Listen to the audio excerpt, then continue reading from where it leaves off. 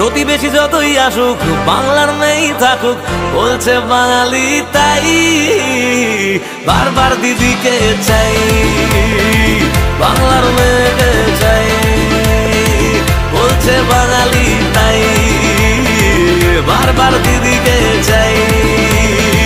5টা বছর ঘুরে এলো ইলেকশন, আমরাই থাকবো আবার নেই যে টেনশন। দিদি বলেছিল আছে থাকবে আবার, বামাটি মানুষেই ভরসা সবার।